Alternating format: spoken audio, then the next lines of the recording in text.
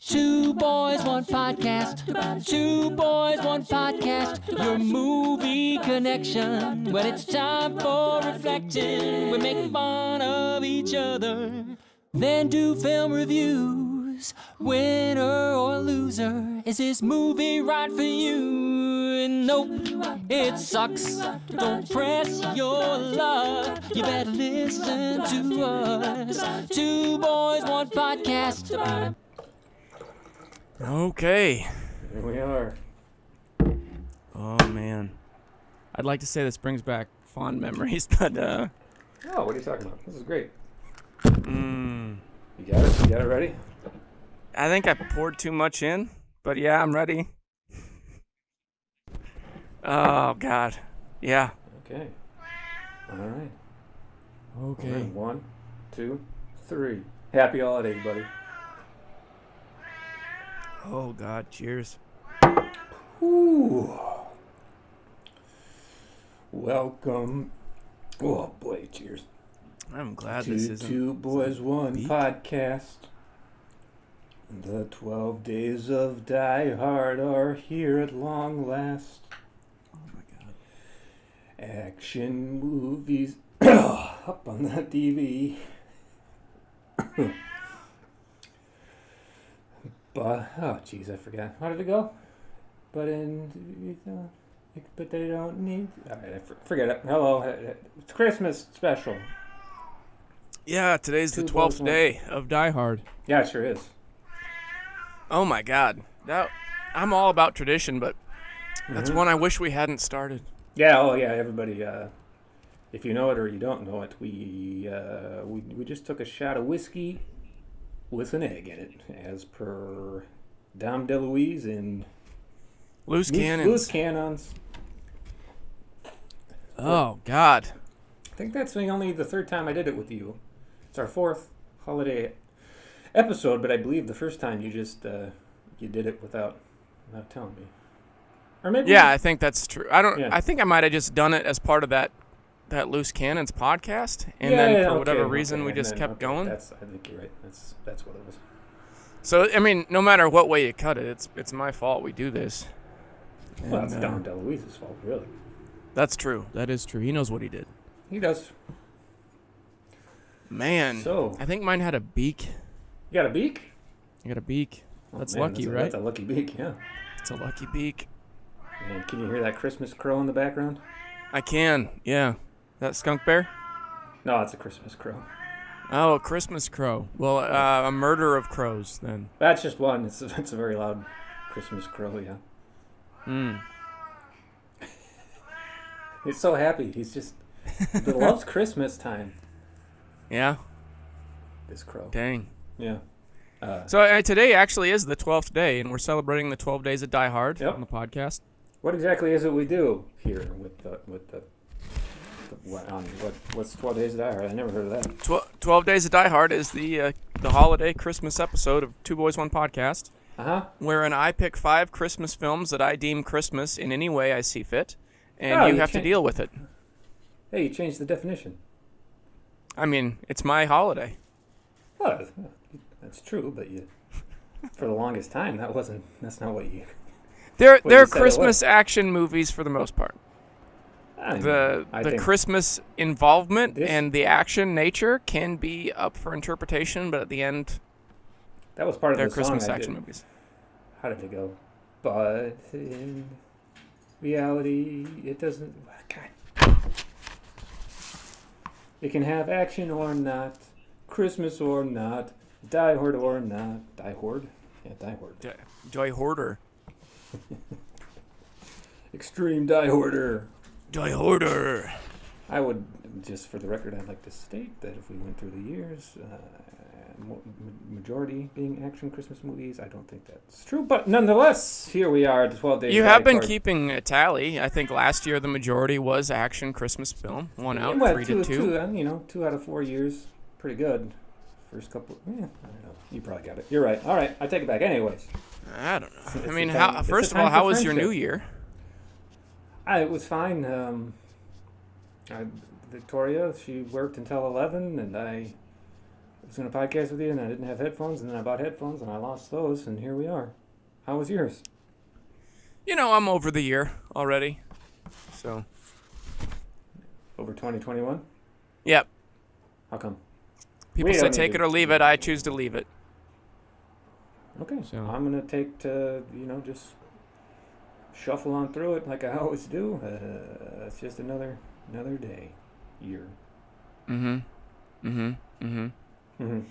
Well, great. Do you have a preference on where we start with the films? What'd you do for Christmas, for crying out loud?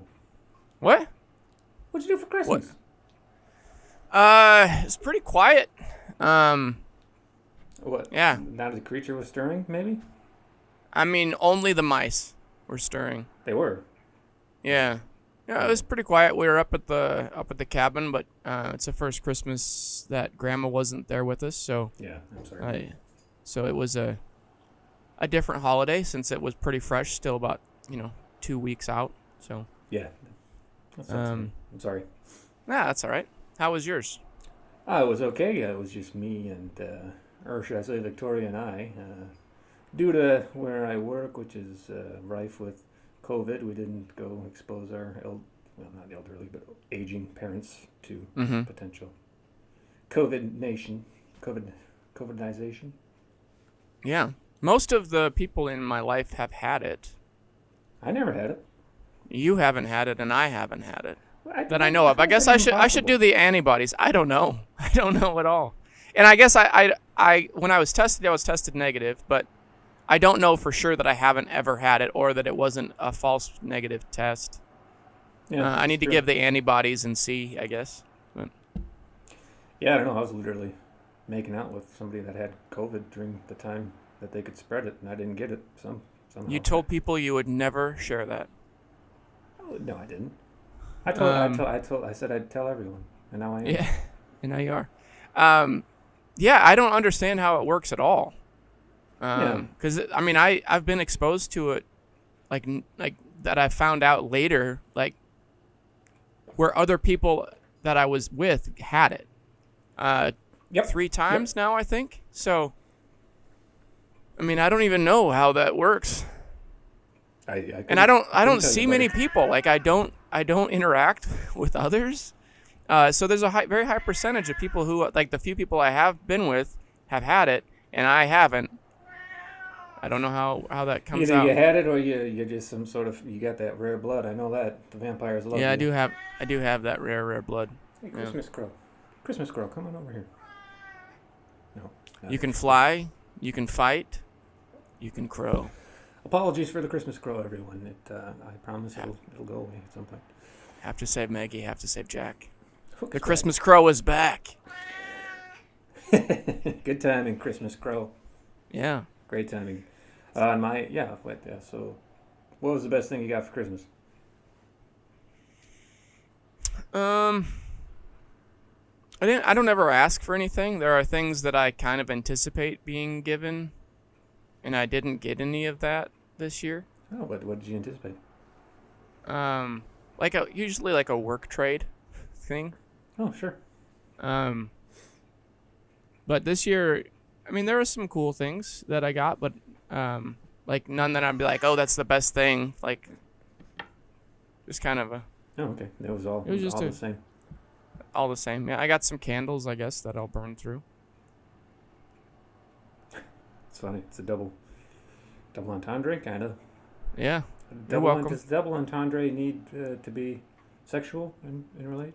I don't believe so. Oh, okay, so then it was a double entendre. Very good. Yeah. Thank you. How about you? What did you get? It's kind of funny. I asked both Victoria and my parents for this shirt, and it has Cthulhu on it with some people worshiping him, and it says trusting God, and they both got it for me. So I got 2 of those. Nice. So now you don't have to wash them. Yeah, well, I'll return one, but it's funny because I haven't told either one that happened, funny. And sure. Neither of them listen to this, so my secret is. Your secret is safe. Unless one of you jokesters out there in podcast land, you tell them, either party. It's funny because like I remember on a previous podcast before your birthday, you mentioned that you were asking everybody for a spring-loaded snake can in a can. Got 3 of them. And you got 3 of them. I wanted as many as I could get on that. Yeah. Yeah, maybe you're right. Maybe I'll just keep them both. Why not? I mean, why not? Why not? It's a good shirt. And you'll wear it. It's not like you got an ugly shirt that you won't wear. So I'm wearing it right now, and that's it. I'm not wearing anything. Well, I got an extra shirt for you, buddy. Appreciate it. You're welcome. Okay, well, I guess I'm done. Make it forcing you to recall tales of past glories, and I guess we didn't tell any scary ghost stories. Which did we ever figure out why that's a lyric to that song? No, I don't think so. I asked about. I don't think we did. It's a weird lyric.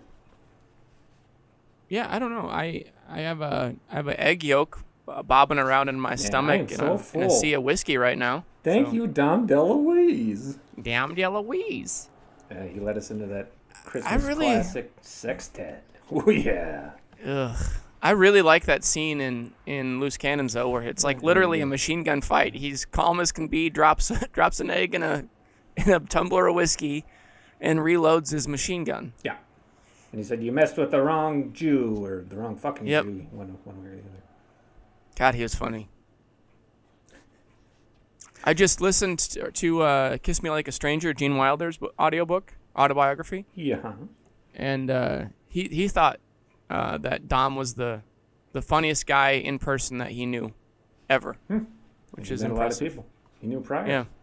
Yeah, he knew Pryor, knew God, I can't remember names right now. Who was the director? He knew that fat boy that got sucked up the chocolate tube. Yeah, he did. He did know him. Augustus who directed all of his films? I have no idea. You're barking down the wrong tree on that one. I can't believe it. I just can't believe it. Well, Evidently, I said that as a lot as a kid. Gee whiz, there was no John Wayne this year, was there? But if there was, he would have known all about what was going to happen now and who Gene Wilder knew and who was the funniest. He would have said that it was Dom DeLuise Pilgrim.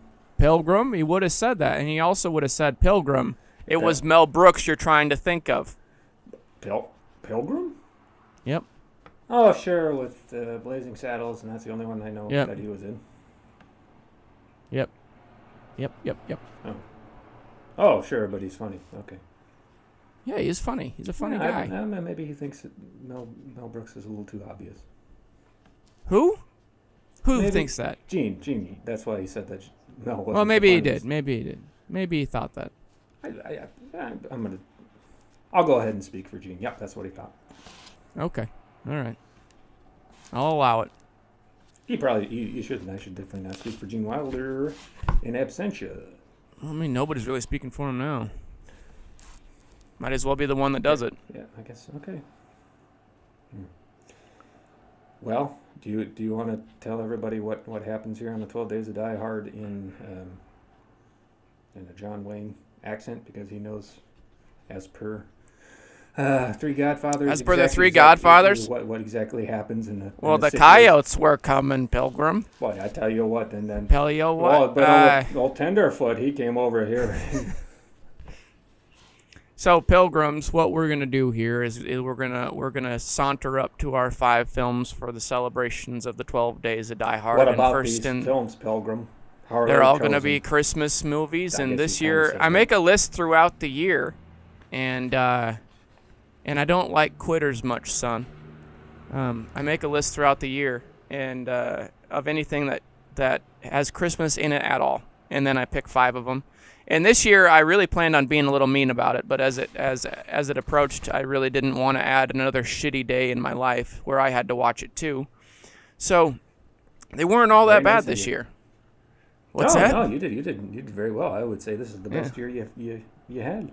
I think so too. And actually, I was sitting in a hotel with Dad a couple weeks ago, and we watched Jumanji, the old one, and that's a Christmas movie too. And I was sitting there like, wow, it's another one. And there's action. There's action. So the first film, we actually were able to watch it together this year. Yeah. We might as well start with that. We might as well start with that one. I am so out of sorts, and you're going to have to tell us the synopsis for all of these, buddy. Sounds good. So this first film is the 2018 holiday. What's the opposite of classic? Because that's what this is. Flop. Okay. Trying to survive the family Christmas, Cody makes a wish to be alone, which ends up backfiring when a shark manifests and kills his entire family. Cody is an aspiring comic book artist who happens to be gifted with a pen which changes reality as he first draws Santa Jaws, the titular creature of this film, making it come to life as Cody's family and friends are picked off. First, no one believes him, but soon his remaining family and friends find out it's true and race to battle for survival. Who will win? I got two notes on that, if you don't mind me putting some notes into your synopsis there. Jump right in. One, that's a hell of a synopsis. That has nothing to do with you. And two, it kind of touched on it, but what was the name of this movie? I don't think you said it. I mean, you did say it, but you didn't announce it. Santa Jaws. Okay. Oh, yeah, with the shark. Yeah. What'd you think it was about? Oh, I thought it was about like some of those snapping teeth where you wind them up and they go...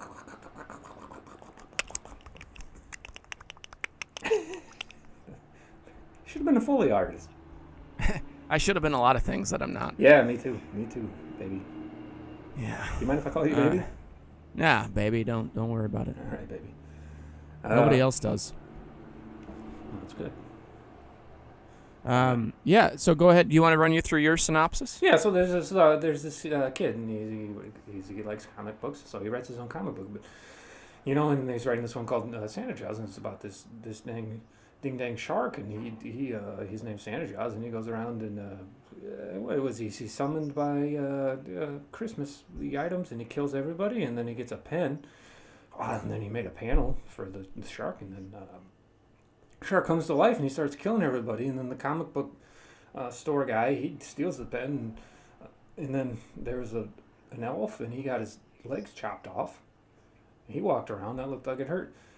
Next thing you know, it's just him and his mom and Santa Jaws, but it all turned out okay. There's a line from Wreck-It Ralph that's like, how hard can life be when you're given a magic hammer from your father? And I just feel like they glossed over the fact that this adolescent child is given a magic pen that if you draw something with it, it comes to life. And really, this should have been a rated X film, but he chose to draw. He and his buddy, his pal, had really made. blew it, didn't they? They really did. They made this science, comic book baby. Shark. He didn't know. And In the their shark. defense, he didn't know. They were making a. He didn't know. Book. He didn't know it was pen real from yet. His grandpa, he says, "Yeah, that'll be nice. I'll use my grandpa's pen to do this." Next thing you know, his grandpa gets eaten by the goddamn thing he drew.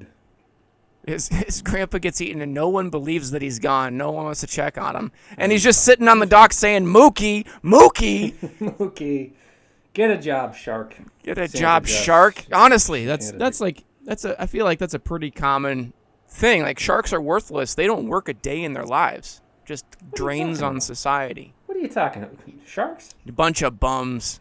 Yeah. Yeah, lousy. Lousy. They're lousy. We're lousy with unemployed sharks. We're lousy with lousy sharks. Yeah, you're right. You're absolutely right. But it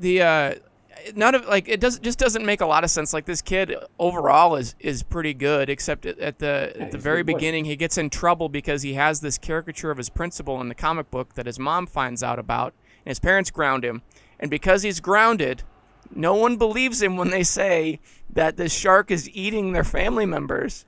Well, it's because they grounded him into beef, into a sausage, right? It's true. They ground him right into sausage. Yeah, that's not true, everyone. Yeah, that's a pretty flimsy plot point, to say the least. There's a lot of stuff that, I mean, it's a shark, a man-eating shark that, or like as if there's another kind, with a Santa Claus hat on. Yeah.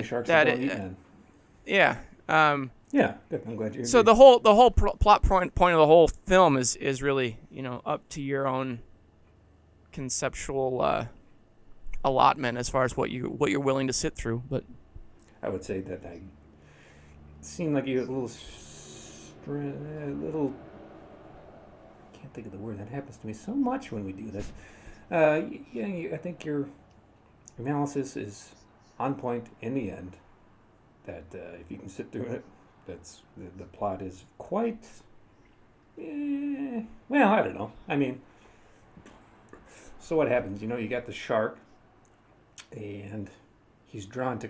They figure out that he's drawn to Christmas music or Christmas things like and that's Christmas drawn, lights, not like made Christmas into lights, a picture, but he's Christmas drawn, music. Like, he likes Christmas music or like ornaments and stuff. So they start making like ornament bombs, and wasn't there like some sort of like a candy cane bazooka? Is that what happened with the? No, it seemed that way because it came out of nowhere. But no, they drew a candy cane with the magic pen in an attempt to skewer him like a kebab, and instead he became a unishark. Yeah, with the candy cane. Shark, yeah, narwhal shark. Yeah, where it just became part of him from that point on. Yeah, and he then proceeded to use that to. Yeah, he killed somebody. It's been a while since we watched it, but. Yeah, he kebabbed the mom. And the dad. The ma'am and the dad. The mom and the dad. And he lost everybody. He lost his friend. He lost his ma'am, his pappy, his grandpappy. He lost his newly found lady interest. Yep. She was a hero, though. The whole thing, they were luring him. Like, somehow he could sense that there was Christmas paraphernalia around, even if it was not in the water. It was like a sixth sense for the shark. I don't know if the sharks have 5 senses, but it was a sixth sense for the shark.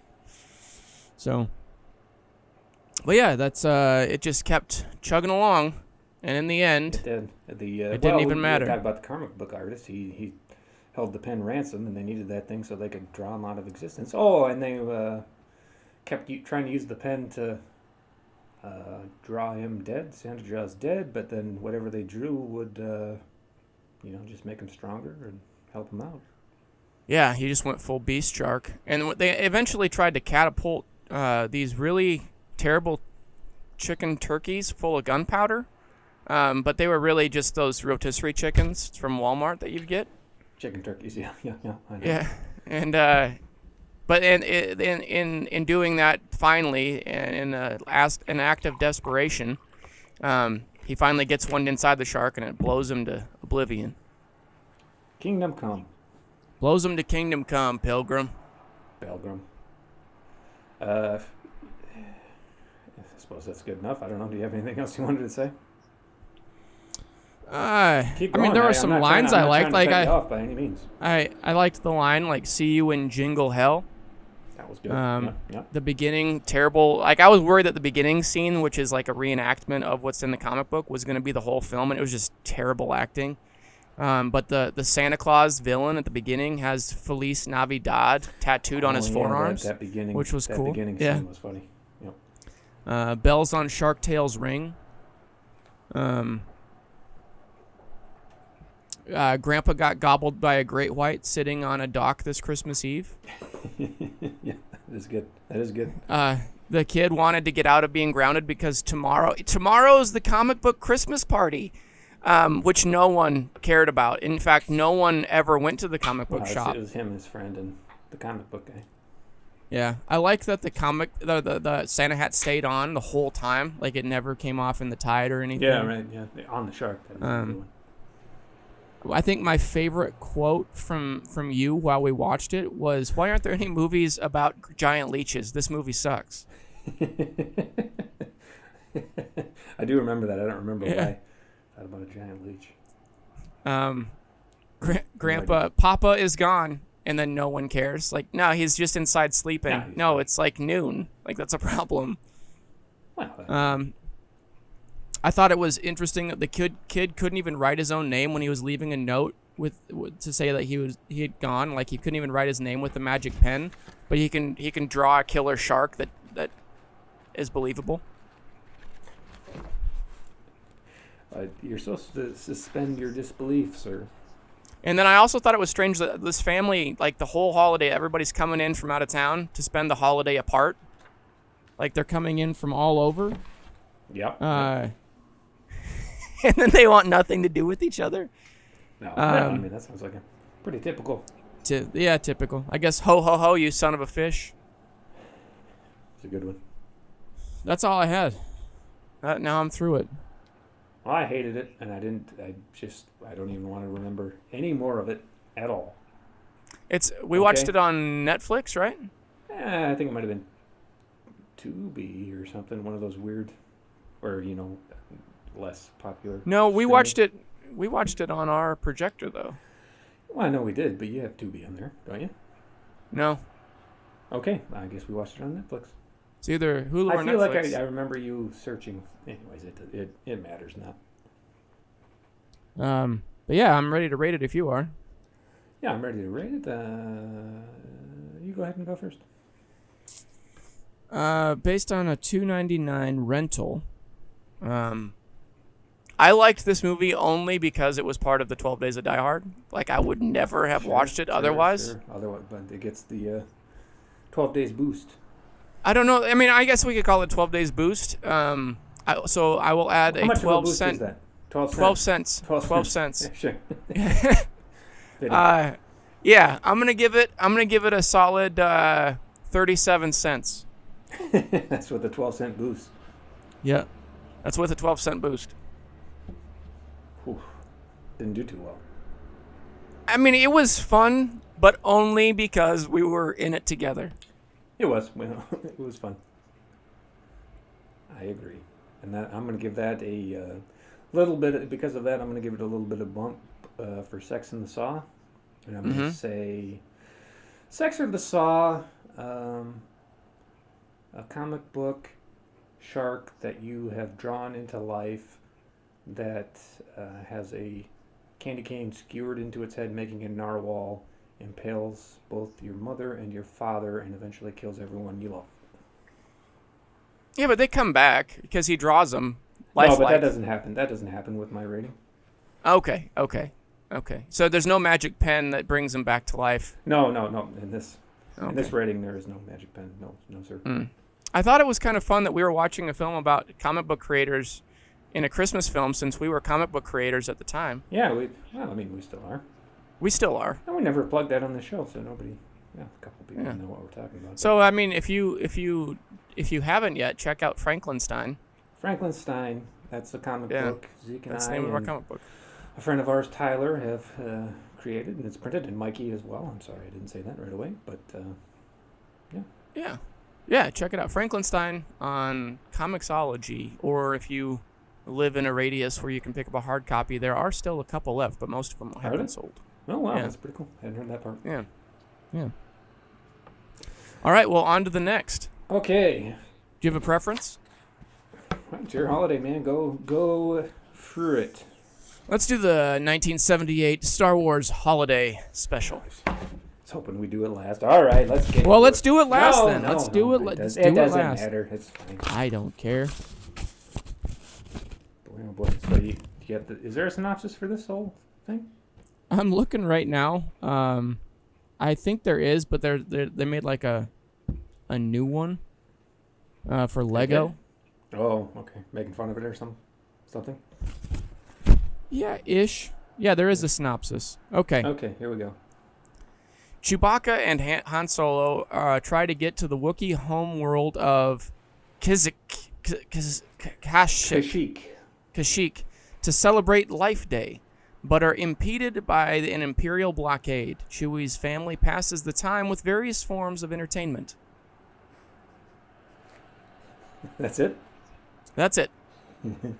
Pretty apt, really. Oh, and before I forgot on Santa Jaws, I make a list and check it twice every year, and that's still going to continue even with your new classification of what 12 Days of Die Hard is. Action, check. Christmas, check. All right, here we go. Nailed it. Star Wars Holiday Special, 1978. So, how did you... I mean, do you want to do a separate synopsis, or you just want to leave that as it is? I was gonna. If you pushed it to me, I would have said this. Yeah, that's about right. That's. I don't know what to tell you. I I think I watched this as a child. You did. I had never seen. I had seen maybe some, just some pictures of it or something, but never any actual footage of it. I don't remember for sure if I watched the whole thing. I remember scenes of it. We were over at a friend's place watching it. She was not interested in watching it, and so I didn't either. But it was just a weird. It was just a weird thing. They had an iguana as a pet, and I did not care for that, and so I was just in a weird spot the whole time, and I only remember really just. Oh, she had the iguana. Oh, she had the iguana. Yeah. Well, I've got to tell you, at this point, I'm more interested in this rendezvous you had than the movie. It's really not part of the podcast, though. So moving on. No. So I don't know where you watched it, but I watched it on YouTube for free, and I think I got that note from you. Yep, you did. I don't know if you watched the same link I did, but mine said at the beginning, "The Incredible Hulk will not be presented this evening," which I thought was pretty funny. I thought that was at the end or something. I had it at both the beginning and the end. On mine. Was it okay? All right, yeah, I do remember. Yeah. Before we get in, I feel like there were a lot of people that I kind of recognized in this, but this was before they were really famous. Like B. Arthur is in it from Golden Girls, and Golden Girls wasn't a thing yet. Because this is 1978. The most loved scene by it, from what I understand. Yeah, if there is such a thing. Yeah, if there is such wrong. Whatever. I mean, I guess looking at this, who's left when you remove, or what's left when you remove all the exciting elements from a story, and that's what you get with this. I think we should probably describe it a little more too. Okay, why don't you run down I'll give it scenes of real. Things? It's again really weird. So it starts with Han and Chewie, and they're in the Millennium Falcon. And they're trying to get home to Kashyyyk, to Chewie's family for Life Day, which is, it's got to be Christmas, whatever. What's that word? I don't know. Doesn't matter. Anyways. The Christmas, the Life Day celebration? Yeah, well, just what it is. What's I forget it. Doesn't matter. Anyway, so it's Christmas for the Wookiees. And, boy, it's mostly... Well, it really is mostly. It's weird. It's set up in a variety show kind of way, and I'm sure Zeke will speak to that later about the behind the scenes. Or not behind the scenes, but who it was written by. And it's Chewie's family, his son Itchy, do you write down the names of the guys, of the family? Of the family members? Yeah. I have them here. So we have Mala is the wife. Yeah. Lumpy is the dad. Itchy. Itchy's the son. Yeah. Anyways, they're getting ready for Chewie to come home, but they're on Kashyyyk and it's Imperial occupied. And for the first 8 minutes, they're just speaking Wookiee. It's just no subtitles. No subtitles. You don't really know. I mean, you get some hints at what they're talking about through what's going on, but you don't really know. And then it cuts into, man, it is so strange. And then they're just watching, like the synopsis said, they'll that part where they were just watching those dancers on the little.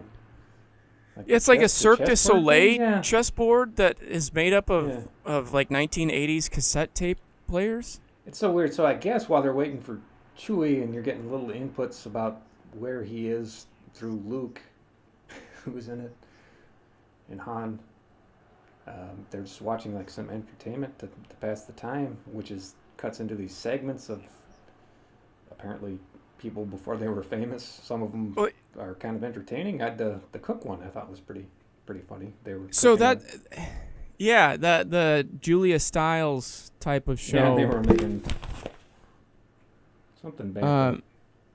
I had stir, whip, yeah, whip, stir. And it was blanking the Wookiee ookies.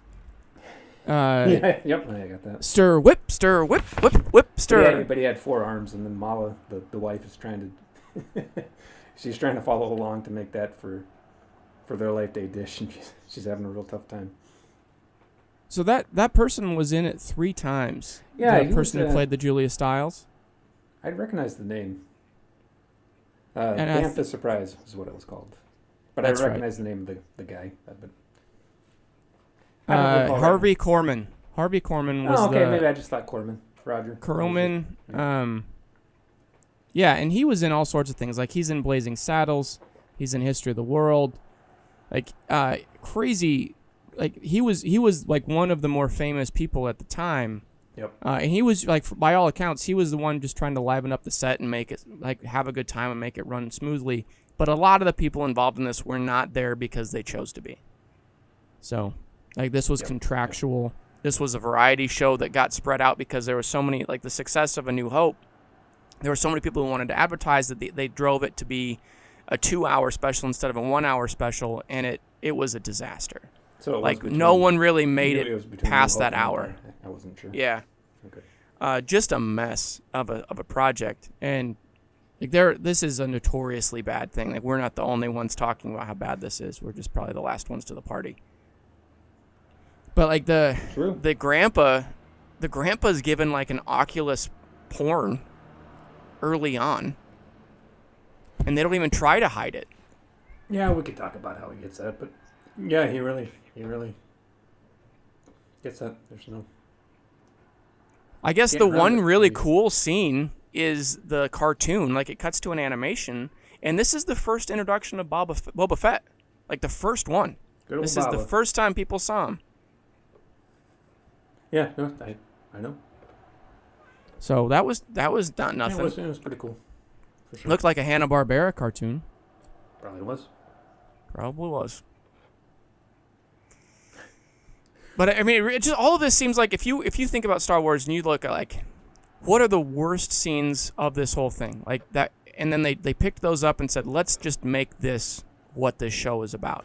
So the only thing they could have added to it is like a sand person riding a bantha through the desert, and had that be like 10 minutes where it's just like this lone Tusken Raider sauntering through the sand dunes. What's going on? None of your business.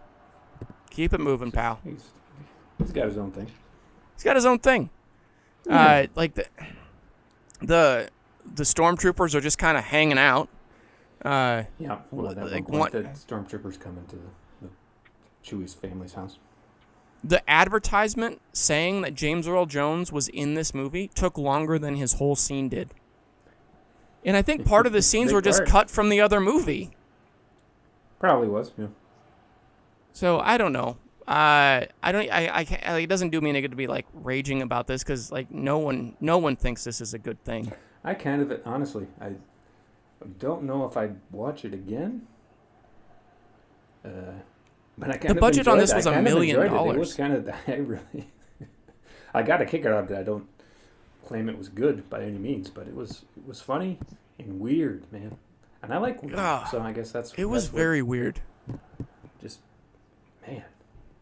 I don't even know where to parts, put especially when the pops got the porn LSD or whatever with that. I don't know. Was that the part with Jefferson Starship? I don't even know. So that's another thing. Like, Jefferson Starship has like this pre-MTV music video. They play the whole song, and this was like the precursor to Video Killed the Radio Star. So didn't realize that either. I don't even know. Like, they inadvertently created the music video before the music video got credit for being created because they were just trying to fill time. Bless them. It was just a mess. Like, this had so many people involved. I think the director quit or was fired. They're still arguing about who did what. Sounds about right. Yeah. Several writers, and like they were just like, well, what can we add here? Let's fill it up with, like, we got 2 hours. Let's throw this in. And a lot of people were really mad after it was done. But yeah, and I'm surprised you didn't say it. But if you watch, there's like Carrie Fisher and Harrison Ford and Mark Hamill. They're just very obviously not into it at all. Yeah, Mark Hamill said he would not sing. Harrison Ford, you can tell, just does not give two shits about it at all. And then Carrie Fisher, by all accounts, is high during this filming. Oh, I didn't know that. Sure. So, more apparent when she's singing at the end. And then The song. the B. Arthur song where it's like, say good night, friend, but not goodbye, friend.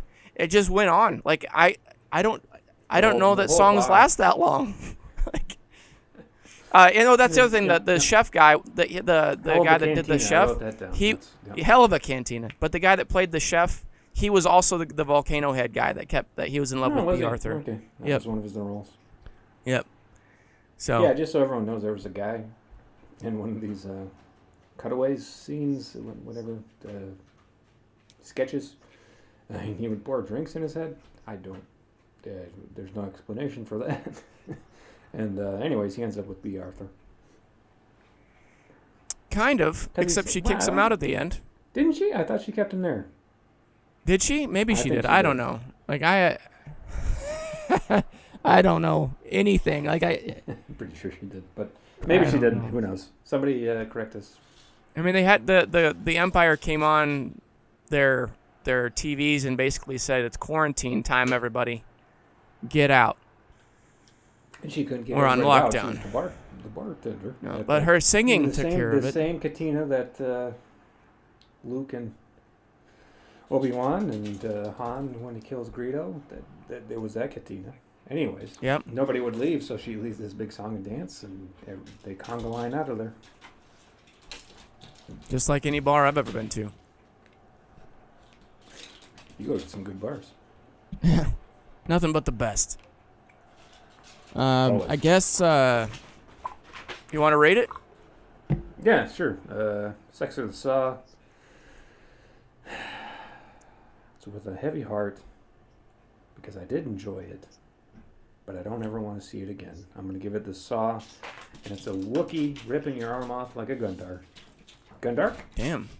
Yeah, sure. I'm gonna put this right there with Santa Jaws. I'm gonna give it the 37th center. That's with the boost. Yeah, I'm gonna give it the boost just because I'm in the giving spirit. Yep. But also, I'm glad we're talking about like movies that are garbage. Because it makes it more fun, I think, to talk about them. It does indeed. And honestly, I did enjoy watching this one time. I really did. Yeah. I don't know that I'll watch this one ever again. This is. I would. If there's somebody, I would, but I would never seek it out.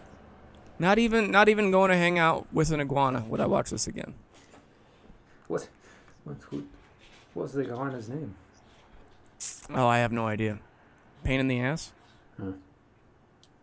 What was its owner's name? Okay, I got some notes here. To dream the impossible that we dream. didn't get into. Hit me. At the beginning of the podcast, instead of singing the song, I originally wanted to say Two Boys, One Podcast, brought to you by GM, People Building Transportation to Serve People, which was the beginning of the... Yeah. There was some good ads. Awesome ads. I wonder if GM got some cars sold off of this. I would be shocked. I thought it was funny that they put R2-D2 as R2-D2 in the credits. I wonder what he was. Do you think he was like number 5 on the call list? I hope not. I hope there were other people they needed to get before him. Maybe he was number 1. There was a pun that they made, and I love puns, and apparently I hate simple humor, according to me. Judging Mel Brooks, but somebody said it at some point. They said they did it by hand solo. I caught that too. Either funny or I hated it. I'm not exactly sure at this point. There was some really hard, like, I didn't know whether they intended them to be innuendo or if they were just lazy. Because nothing really flowed right through the whole thing. Yeah, and Star Wars really hasn't ever been the gimmicky innuendo show. Right. So I don't know. I just attribute most of this to too many cooks in the kitchen and a really poor production decision. Like, it's a great way to lose $1 million. I wonder if the end, because I saw that the VHS copy of this for $17 in Omaha. So maybe in the end, I don't suppose they're getting to it. I'm sure it was a pirated version, but I think they've tried to kill this a few times. yeah, right. But they keeps can't. popping up. Just It's when too they late. thought it was out, it Reeled them all back in. like a shark with a Santa hat. with it, yeah. And a candy cane horn. Oh, I think the only Candy Norwell. yeah, right, Candy Norwell. All right. The only other comment I wanted to say is she was making the Bantha Surprise in a bucket. An empty bucket. Yeah. Yeah. Man. Great movie. Yeah. Like, honestly, like, the fact that passed for a national broadcast, like, the Nielsen rating for the first hour was crazy numbers. Like, 13 million people tuned in.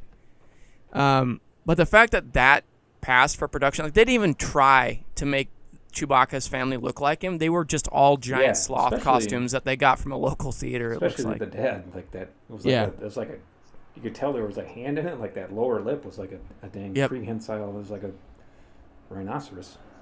Yeah, it was. It just doesn't look. Nothing looks right. And they just threw it all together like a cobble pot, and they said, like, oh, well, when it matter, people are going to eat this Star Wars stuff up. Like, they're going to love it. You can't go wrong. You can do no wrong. And I guess they created a monster, too, because George Lucas, who, like, basically signed off and said, no, carte blanche, you guys do your thing. It was so bad that now, like, he's so tight-fisted about everything Star Wars because he doesn't want that to happen again. Sure. Well, I mean... And it hasn't helped at all. Like, not like they're knocking him out of the park. Absolutely. I mean, it is, but it's not the worst thing that could have happened to it. I think.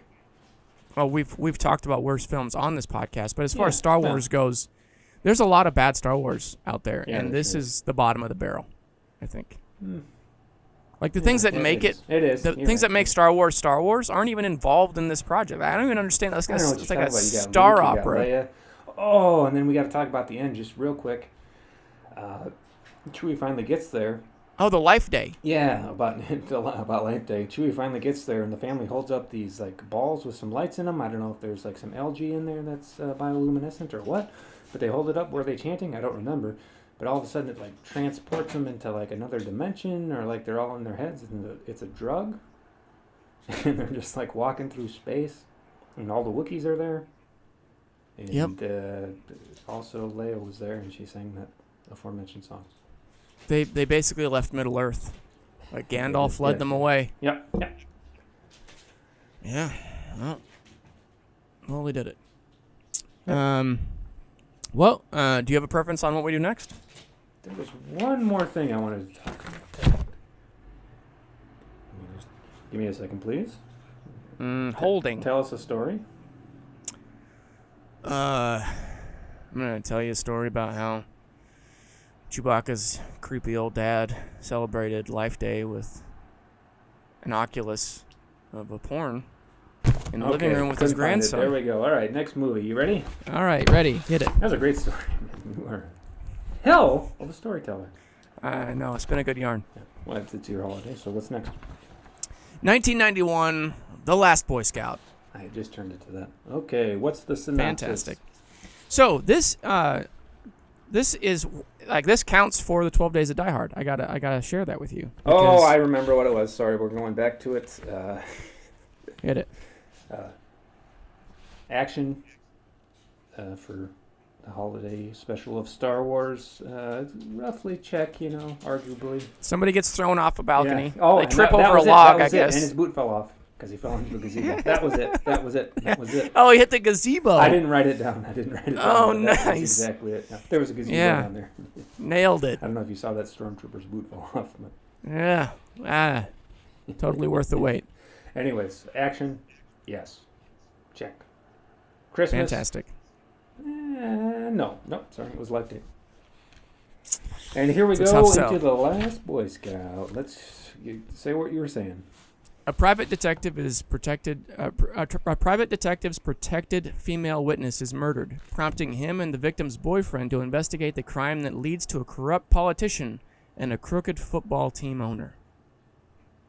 The Last Boy Scout, 1991. Yeah. So this is, Shane Black wrote this in his heyday. Shane Black wrote Lethal Weapon 1 and 2, and he's got Long Kiss Goodnight, which we've covered on this, as well as The Nice Guys, Kiss Kiss Bang Bang. He's the Two Boys One Podcast Christmas Predator. Yeah, he's written a lot of action Christmas movies. This one, fun fact, the original title for this film before he lent it to Joel Silver was Die Hard. So the reason that Die Hard got the title is because Shane Black lent it to Joel Silver. Joel Silver produced Lethal Weapon 1 and 2 with Shane. He produced this movie, and he also produced Die Hard 1 and 2, as well as True Romance. So some fun things going on right here. He worked with Bruce Willis on Die Hard because of that, and Shane Black worked with Damian Wayans on the reboot television show of Lethal Weapon, which Murtaugh is played by Wayans in that. Yeah. So there's a lot of overlap on this. So then Halle Berry has a very brief role. She plays the girlfriend who's murdered. In one of their, she's in one of their. She plays a. I don't know if she's actually a stripper or if she just serves drinks there, but Damon Wayans she seemed like one. Damon Wayans is both seeing her, and there's a lot of cheating in this movie, which I forgot about and did not appreciate. But Damon Wayans is cheating on her, but they're together before she's murdered, and she says, "If I were a cat, I'd purr," which is funny because later in her career she plays Catwoman. She just knew she was. She just knew she was destined for that role. She just knew. Yeah. Shane Black, not to his credit, for one of his faults, he recycles a lot of his stuff, which we've talked about on this before. We have indeed. But reindeer goat cheese pizza was mentioned in this. But the guy that does like the Taibo boxing workouts, he plays the football player Cole at the beginning, and he's the guy that says "Ain't life a bitch" as he shoots himself. Yeah. For the longest time, that was the only scene from this film I could remember. Oh, no kidding. Was just this this Dallas Stallions football player running through everybody, shooting them as he goes. He gets a touchdown, shoots himself in the head. Yep.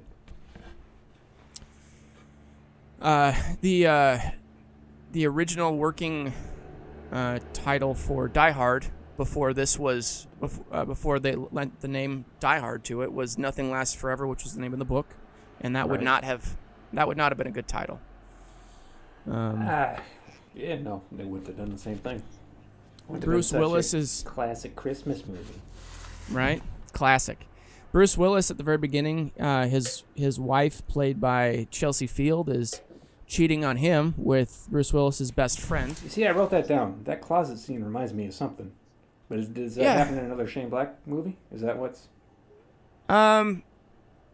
It might have happened in Kiss Kiss Bang Bang. It's been a while since I've seen it. I just remember something like that, and I know I've never seen this. Anyways. But anyway, Bruce Willis's best friend's cheating on him with his wife. His wife's cheating on him with his best friend. But then because he was over there, he blows up in a car explosion. That was meant for Bruce Willis. The best friend / lover, cup maker, blows up in a car bomb. Because the best friend who's sleeping with his wife is trying to get Bruce Willis killed. By giving him a gig that he doesn't want to be a part of anymore, so that he'll be murdered and then he'll get the ex-wife or the actual current wife, who will be widowed. But yeah, it bugged me. I didn't realize there was so much cheating in this one, and I didn't enjoy it. No, I wouldn't say it bugs me, but in general, that kind of thing does bug me as well. In a movie, depending, like at Sundance, we saw that Drake movie. I can't remember the name of it with the Newness. Yeah, that really bugged me. I hated that. I didn't care for that. This movie, just like a big action movie, it didn't bug me as much. I just don't like cheating in general of any kind. Agreed. 100% agreed. But you gotta. It's your show, Ace. You gotta. That Satan clause is out there. We gotta always be prepared. Yeah. Wow. Fun fact I thought you'd appreciate about this movie. I'm sure there aren't many things you'd appreciate, but fun fact. I actually really like it. Danielle Harris is the daughter that draws the Satan Claus of Halloween fame. Who was she? Was she the baby's the kid? She's the daughter. Yeah, she's the in Halloween. You mean? Yeah. She plays Jamie Lloyd in Halloween, and then in the new one she plays Annie Brackett. I don't know any brackets. I don't know the first one either. Is she in the very first movie? She's the one being babysitted? No, she's in Halloween 4. 4, so she's Michael Myers' niece, I think, is what it is. Okay, that makes sense. Yeah, I didn't realize that. Yeah, she's done a lot of horror. I do She's a scream appreciate queen. I never heard her scream. Well, you need to watch more of her movies then. She's in Hatchet 3, and God, Hatchet. Yeah. I think there was a tree in that. You could probably throw that into next year. We'll see. Might have even been a pine tree. Could be. Stop giving me shit. No, that's fine. I'll take it. I liked the line. I thought that Bruce handled the cheating better than I would have, or better than I have. Certainly most people. He says head or gut, and he punches him in the gut. Yep. I liked the line later where he says, "I wish the sky wasn't blue. I wish water wasn't wet, and I wish I still didn't love my wife." Right. I liked the line, "Look in the mirror. Nobody likes you." And then the truth is a beautiful thing. I thought was a good line. Yeah. This took 90 days to shoot. The body count is 27. And I think it would have been a horrible set to be on. Why?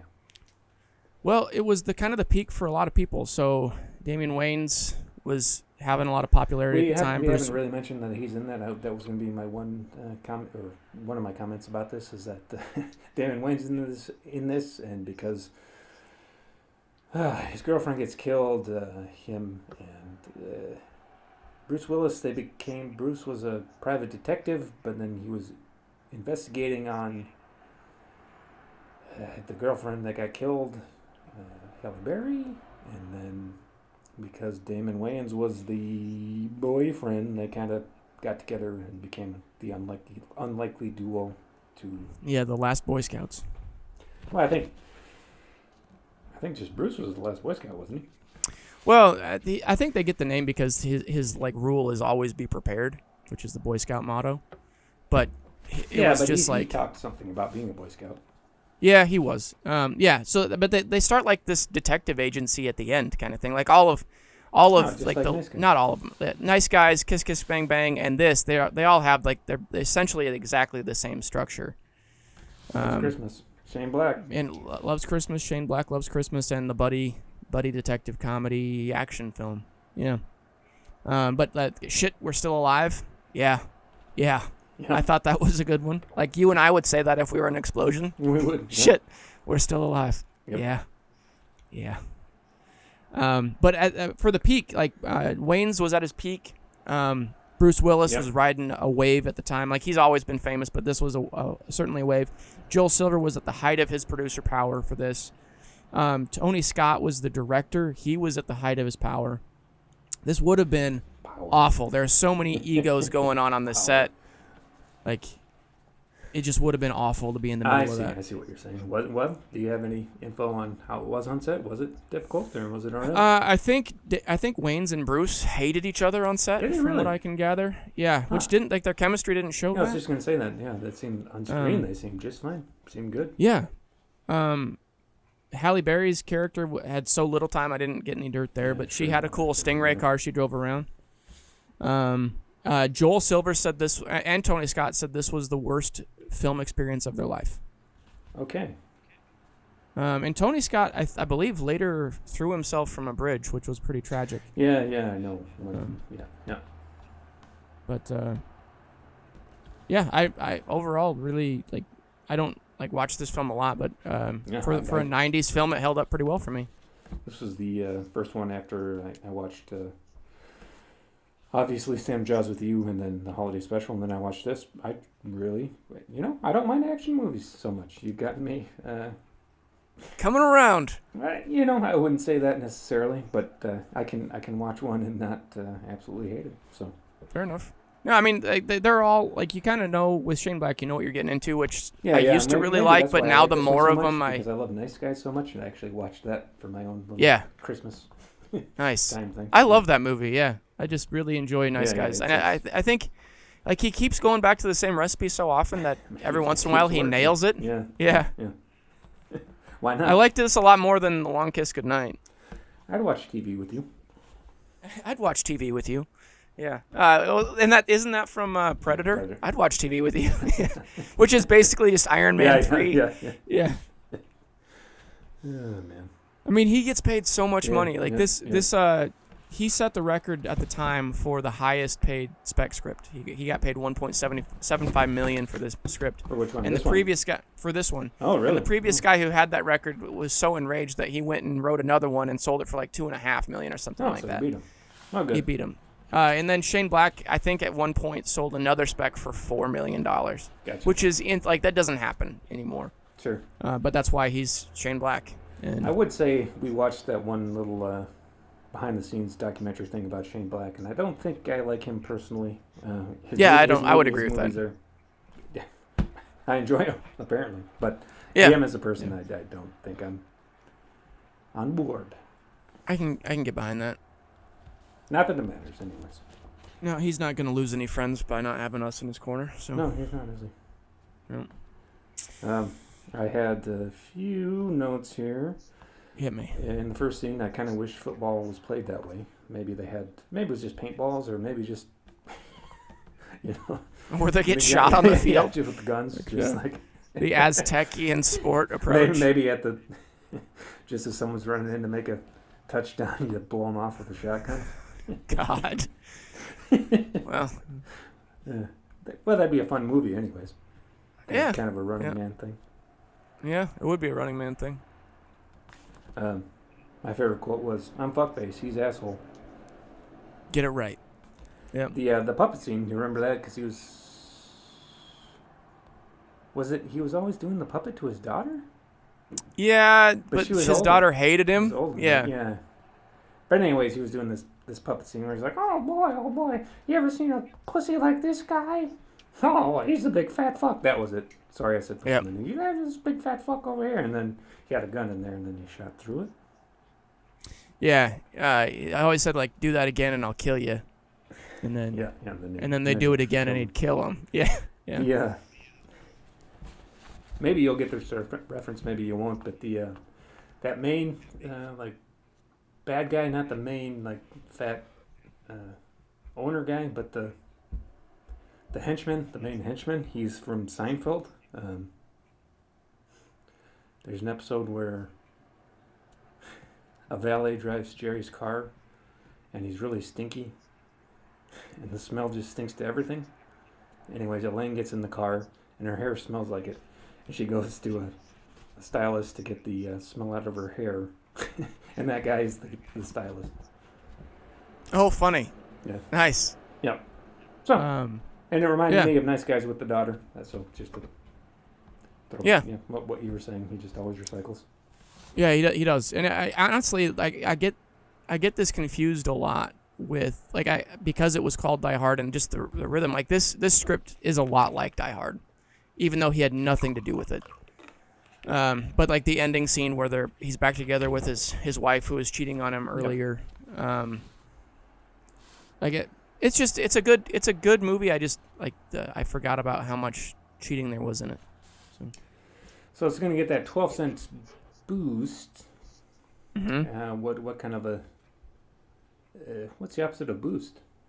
I'm not going to give it the boost. The 12 cents. That's okay. It doesn't get the boost. Okay, all right, got you. Yeah. I'm going to give it out of the $2.99. I'm going to give it $2. That's still pretty good. Yeah, I mean, I like this one. $2.12.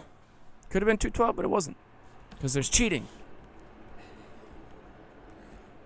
We're very moral fellows, aren't we? I just don't care for it. No, I don't either. I'm going to give this one sex or the saw. I'm going to give it sex. Your head gets blown out of your brains get blown out of your skull through a puppet in a good way. So go ahead and interpret that as you like. Wrap my mind around that one. All right. That's Next! good. So far. Next! So far, that's the best one, everybody.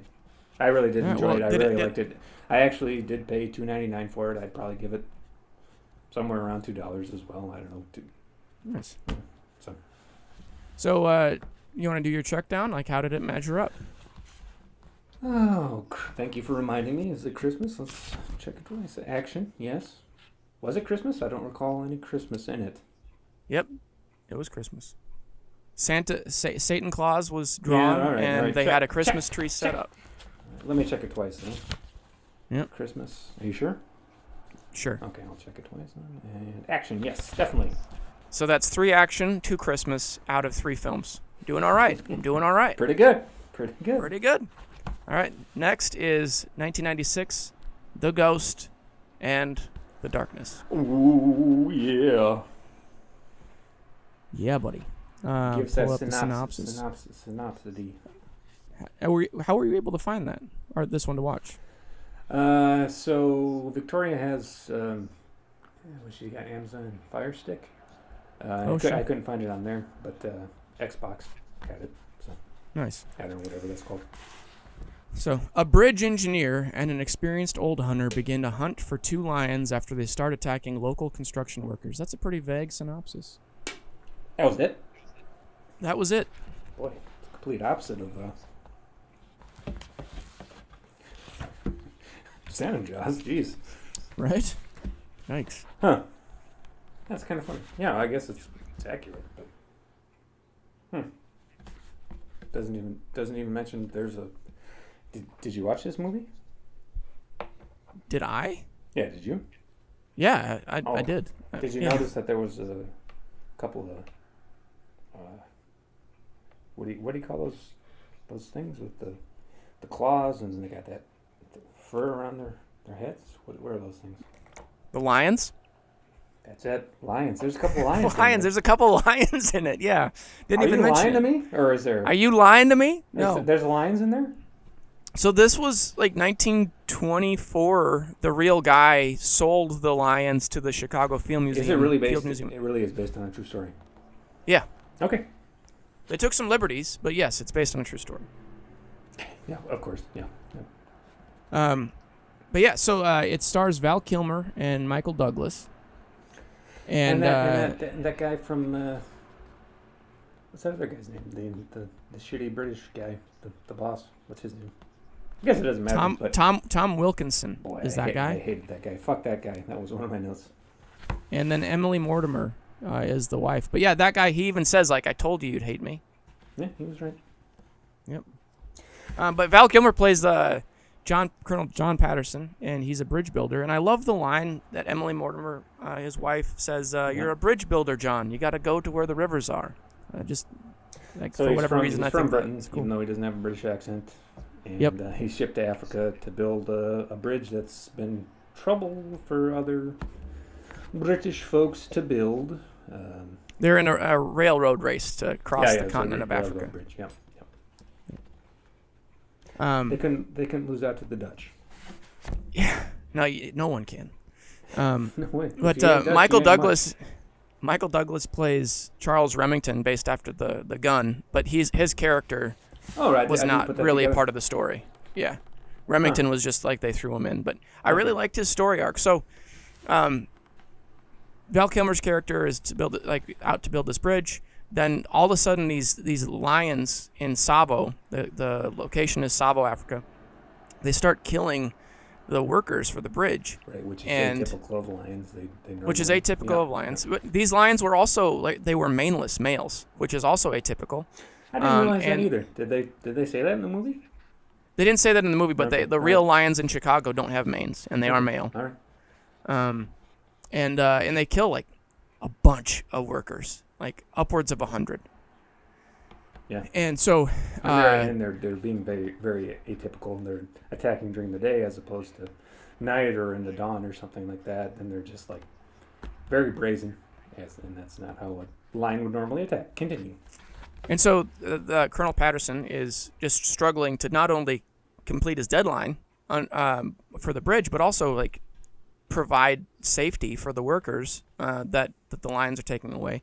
And then he has his foreman for the bridge is played by John Canny. His name's Samuel, and he like knows Remington, Michael Douglas's character, So this and is an African guy, and he knows Remington. Yep.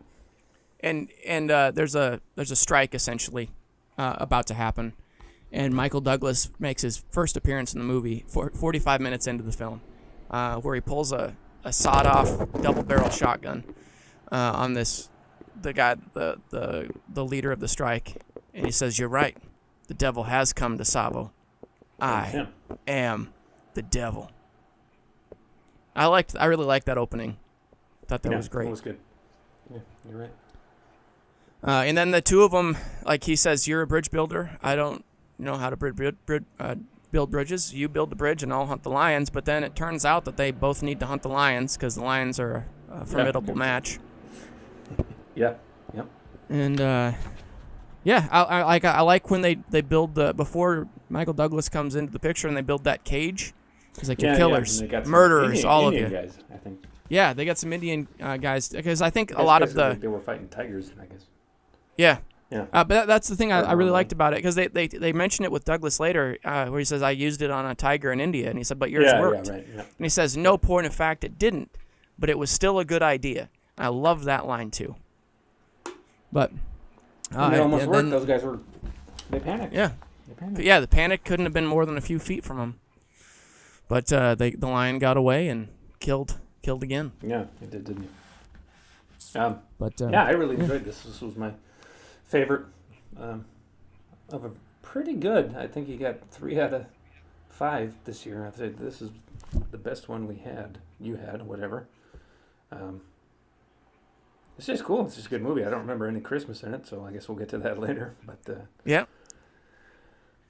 It's the soundtrack from this film is incredible. I love the soundtrack. I love the movie, but the soundtrack stands out above the film. Yeah. Kind of like I like. Oh, go ahead. Just kind of like chanting and stuff. Yeah, just very African. Right. Yeah. In style, but also like it just kind of resonates with you for the rest of the day. Yeah, kind of like Last of the Mohicans, where you're just like, I dig it. Never seen it, but I can understand what you're saying. But I really like the allegories that Douglas throws out to like the bullies from him growing up and the lions. He's like, you've just been hit. The getting up is up to you. Right. And I really liked also that like his character, they make very light mention of it, but his character, who's with the Maasai tribe to hunt these lions, he'd been on the losing side of the American Civil War. Like he fought for the South, left after his family was killed. Like they're sitting around the fire, and Samuel's sharing like his tribe fought a giant civil war, and his family lost everything, his family, and that's where he says he says to Val Kilmer, like when you see your son, you hold him high, because the life you have, that's the one that I lost. Right. That's good. Yeah, I really liked that, because now he's fighting alongside the Africans that he was on the losing battle of in America. Yeah. Good call. And then I liked the Mahina character that killed the previous. He said, "I also have killed the lion," and the pastor is like, "Well, how many shots did it take you?" And he said, "I used my hands." Yeah. He didn't make it though. He didn't make it. No, Mahina didn't make it. But he also he was the lead from the Zulu movies. Oh, was he? So cool. yeah. Nice. And I really liked the line around that campfire too, when the pastor's like, my goal when I came here was simply to convert the whole of Africa to Christianity. Now is to convert the two of you." And Samuel looks like later, he looks like, "You really love your wife. Do you really like your wife?" And Val Kilmer says, "I really do." And he says, I don't love any of mine. Yeah. Because they've been talking about how he had 4 wives. Yeah. I remember. Savo means the place of slaughter. Oh. Was that really the name of the place? That's really the name of the place. Yep. Huh. Before that? Yep. Before that, Okay. as far as I know, before that. Yep. But yeah, I really liked everything. I thought it was well cast. Yeah, Evidently, the fuck polygamous. I put that down. yeah, yep, absolutely. Val Kilmer evidently was going through a divorce at the time of this, and the director said that it was like one of the best experiences of his career was working with Val, who just dove in. They did have a couple people drown in the river. Yeah, he was just ready to go. Like he came to play, but like there were some real tragedies on the set, wow. Okay. and they all got through it together. But it seems like that was a good experience from a work standpoint with a celebrity anyway. Yeah. Do you know is Val supposed to be a good guy? I haven't heard anything to the contrary. Okay. Seems like No. easygoing enough. No Keanu, but No, I mean, who is? not me. Not me. You might be. No, I'm certainly not. You're real shit in the rug. I am. Just rubbed it right in there. Well, they're all slime in this pond, so no worries. But no, that's not true. As to your no That's Christmas not in this one. Yeah, no, when I see it now. When Lying on the roof. Oh, Merry Christmas. No, when he's building that weird scaffolding, where Val Kilmer has to sit on top and they tie the baboon. He says, "I think this is gonna work." Oh, and by the way, Merry Christmas. And he said, "Really? It's that time of year." And he walks away. It's an African Christmas. Yeah.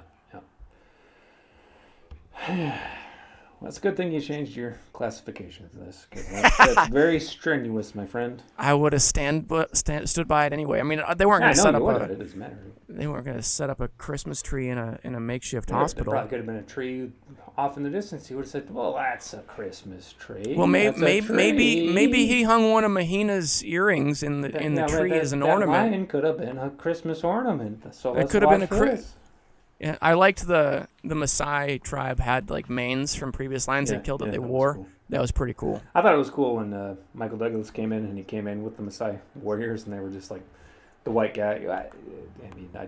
Yeah. But it was just cool seeing them like doing their military dance. For like Yeah, absolutely. Yeah, I really like this. This film was just fun. Yeah, it was. I truly really enjoyed it. I had seen most of it, maybe not, or maybe all of it, for all I really remember. And I remembered Val dying, so I was surprised when it was Sure. Michael.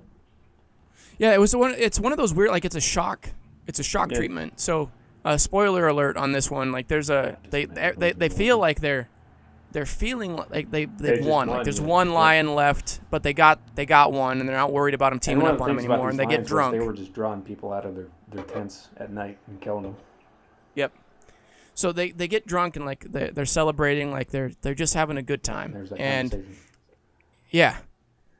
that where he says like you hold your son high.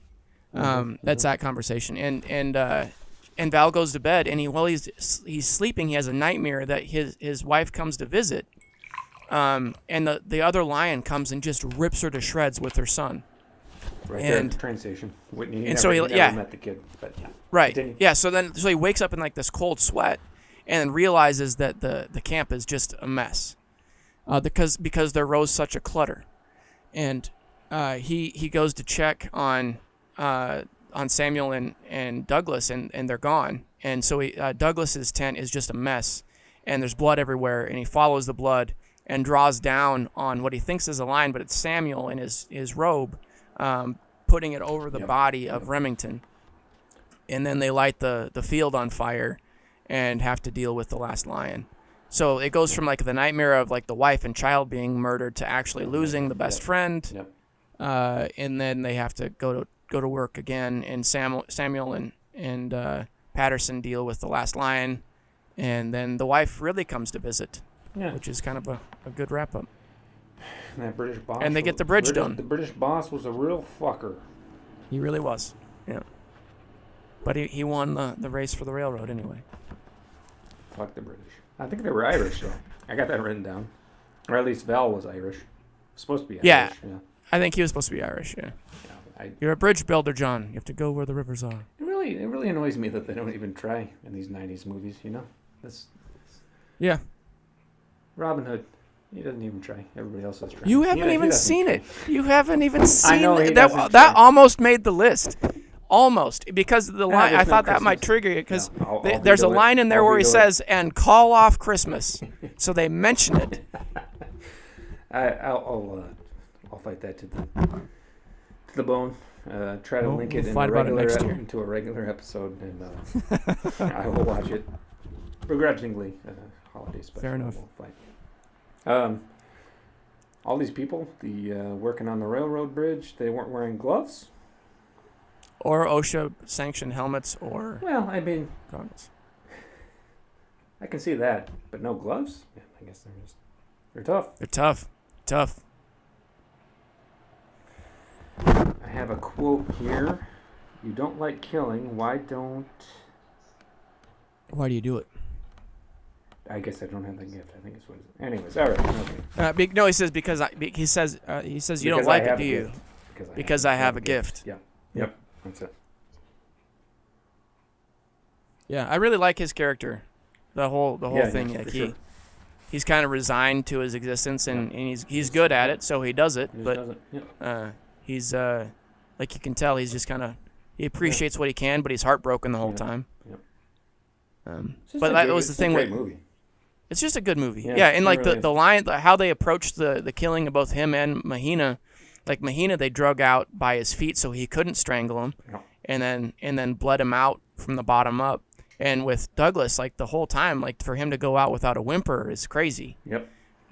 So just Yeah, to, and it's to really showcase. atypical of a movie in general. It's just like off scene, main Yeah, characters yeah, an just off-scene kill. Yeah, get killed in that way too. yeah, yeah. It And just, there was just- I really you liked see it. the blood and the foliage. Well, it's not. It never foliage, even showed the but body. No, Yeah. no. They're just- Yeah. And they're in the Field Yeah. Museum in Chicago, huh? Yep, they're in the. I still have not been able to see them. I would love to go sometime. I've been to the Field Museum in Chicago twice, so I'm wondering if I saw them. I don't recall They look it. small. Yeah. I've seen pictures of them, and Yeah. they don't look like they're not as foreboding Yeah. as a Yeah. typical lion would be. Sure. And if you didn't read the plaque, Yeah, I'm sure they just yeah. look like stuffed lions. Like what's the big deal? Like they're two lionesses. They did what they did. They did what You they just did. said they're yeah. lionesses. You said Well, they they were look like lions no, without they're male manes. lions. Yeah, they're the lions without manes. But if you didn't read the plaque and you were at the Field Museum, you just assume that I they were got you. lionesses, Gotcha. and you just like keep moving along. I guess. What if it was an iguana? What if it was? I wouldn't go. No? Why not? I just don't like them. I mean, one time I went on a cruise and they called iguanas tree chickens. You could have eaten that thing. I mean, it wasn't mine. So Well, doesn't sound like it would have mattered. Anyways, you ready for some rating? I am. Okay. Go ahead. Out of 299, I would give this 275. Ooh, baby. What, out of Sex in the Song, I also paid $2.99. I would give it a big old hug from a lion with a mane, and he's just loving you, or she, purring, and great. And out of $2.99, I'd give it $2.50. Nice. That's just a regular cat's love fest. Yeah, baby. Yeah, awesome. Good choice, man. Well, Thank you. thanks, man. Yeah. Yeah, How did I do on action and Oh, Christmas? of course. So we've got action, obviously. Not your typical action, but I'll give it to you. Action, so let's check it twice, yeah. And Christmas, yeah. Yeah, there was Christmas. I have a winning record. I'll check it twice. Yeah, there was Christmas. Okay. I did it. Didn't even need all 5 movies. We didn't have to talk about the other one. No. So far, you're you're only missing one because of Life Day. Yep. Knocking it out of the park this year. So this next See film, what happens. it was actually your pick. I gave you Ghostbusters 2 or Batman Returns because did? you Yeah. always, first of all, like these are good picks 1 and 2, but also you like second movies better. So this was a good two-for pick for you. It did. I don't know if I put that together either. I don't put anything together, but yeah, I appreciate that. Thank you. So, yeah, you're welcome. And you picked Batman Returns. And I would just like to say I chose that because I've only seen it one time as opposed to Ghostbusters 2, which I love, absolutely love, and would have been fun. But I've seen it a lot of times. So I thought, Sure. we do Batman Returns. Good pick. So, while Batman deals with a deformed man calling himself the Penguin, wreaking havoc across Gotham with the help of a cruel businessman, a female employee of the latter becomes the Catwoman with her own vendetta.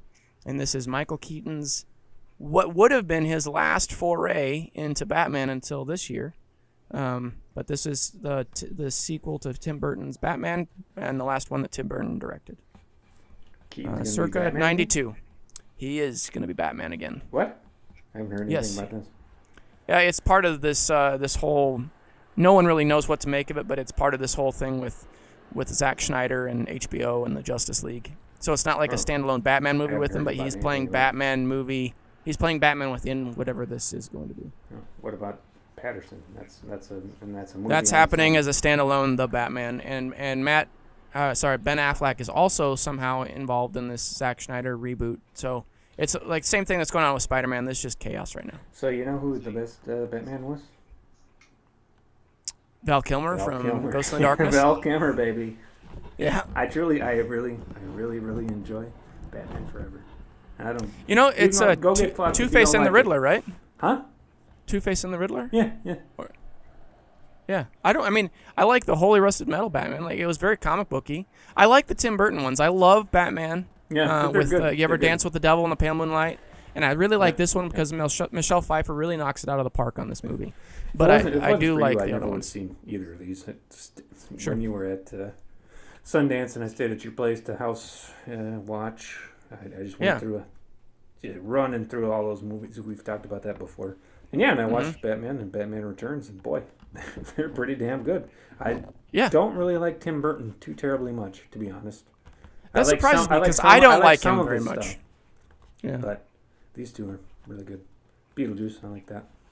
Yeah, sure. Yeah, I really liked Batman Returns. So it's 1992. I'm trying to remember. I was either 92. No, it would have been Batman 1. Our house was robbed in Texas the night that Batman came out because we went to a neighbor's to watch it on VHS. Really? You never told me about this. I've never heard about this. Christmas Eve. We were robbed on Christmas Eve by an escaped felon and his nephews. They were helping him out? They were helping him out, yeah. And we got back from the neighbors, and something certainly wasn't right. We were very rural Texas panhandle, and I was like 6 at the oldest, probably 5. I'd have to go back and look.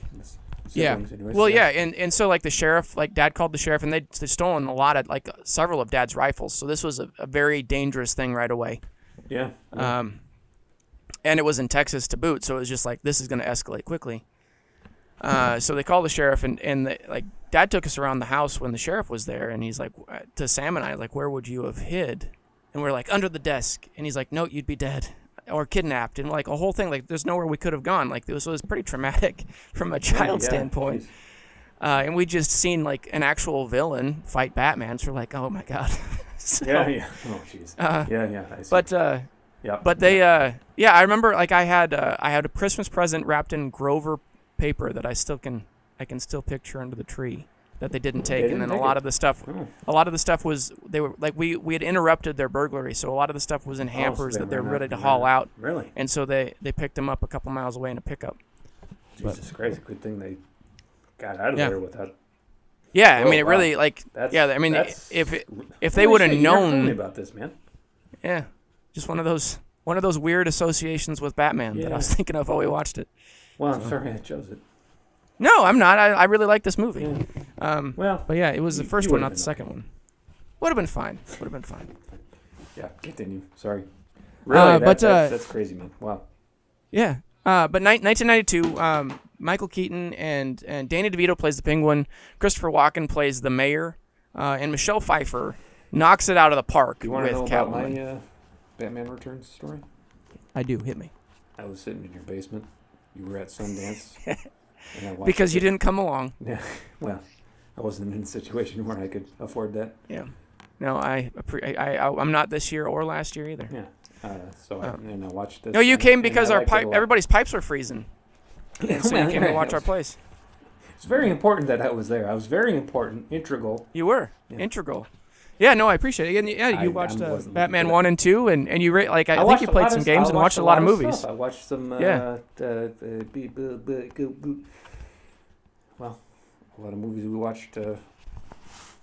Another Christmas. Didn't we watch Silent Night, Deadly Night, or did we not? We did watch that one last Christmas, I think. I think it was two ago. 2 ago? That makes sense. Yeah, last year it was Knuckleball. No, that was. Was that 2 ago too? Who knows? It doesn't really matter. Anyways, I remember watching Carpenter's, like a newer one, and I was really disappointed. Asylum or The Ward. The Ward. That's the one. Yep. Yeah, because we picked up. I picked up a bunch of movies from the Canton gas station going into business, and that was part of that. Yeah. Anyways, sorry to detract from that. Go ahead and get back into Batman Returns. So Batman. Michelle Pfeiffer is she's pretty much just a underappreciated and grossly abused secretary for. She works for Walken. Christopher Walken's basically he's like a city mogul of the city who kind of can do whatever does whatever he wants. He's a kingmaker. He's like the antithesis of Bruce Wayne. Yeah. And then in line with that, the Penguin is basically literally thrown away as a child. They throw him over this bridge. He was born to rich parents. He was deformed freak. So they kind of did the, I guess it was Moses? They did the Moses thing and threw him into They did the river. Moses thing, but not to save him. They did it to to get rid of him. But yeah. And he ends up being taken in by penguins. Yeah. So he becomes the king penguin. And what were those things? There's like just sewer penguins down there, and they know how to take care of a kid.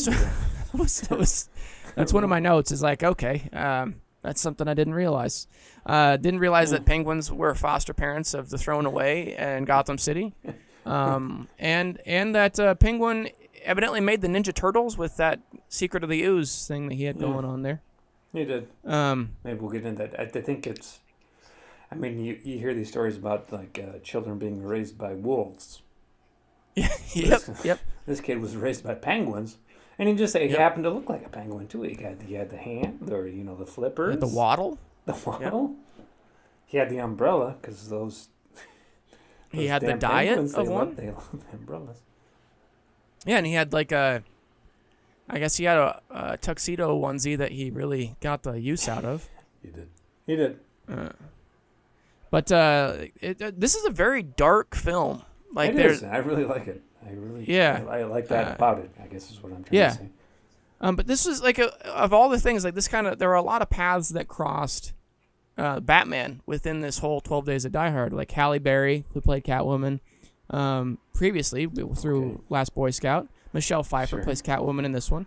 Michael Keaton is Batman in this one, but Val Kilmer from Ghost in the Darkness plays Batman in the next one. Like he's the one. So he found out that was the other note. Val Kilmer found out he was going to be the next Batman while he was shooting Ghost in the Darkness. Did he really? He did. Okay. Yeah. That's the only connection I'm going to give you. Fine. So through the whole thing, Penguin was promoting global cooling. Danny DeVito was promoting global cooling. And I really liked his political campaign. Burn, baby, burn.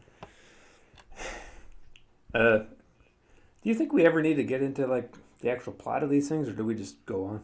I mean, whatever you want to do. If you go ahead and do the plot, I don't like the plot's kind of doesn't matter. Crazy. I mean, we don't really ever do it. I just always wonder. I sit here and I think, they don't know what we're talking about, but I guess that doesn't really matter. Talk about the plot. There's a penguin boy, and he was from a rich family, and they threw him down the sewer like Moses, only he didn't get found by an Egyptian. He got founded by some penguins, and then he grew up to be somehow he lured humans down into the sewer, which was very pristine. And I mean, if they were. He became a crime family, and then he blackmailed Christopher Walken. Stephen Hawking? Christopher Walken. Yes, both of them. Yep. Mostly Christopher into making him the mayor, not necessarily that. And okay, that's it. That's pretty great, don't you think? Yeah, Did I nail it? So he nailed it. And then there's a Catwoman Penguin's just too, and Halle Berry. She did that once as well. So the Penguin is trying to reclaim his birthright somehow, even though it's not his birthright, by becoming mayor of the city. And Christopher Walken is basically using him, but it doesn't really seem like there's no relevancy as to why. Yeah. And then in the midst of all this, like, how Michelle Pfeiffer, the divine feline, Michelle Pfeiffer, she's like, did you coin that, or did you get that?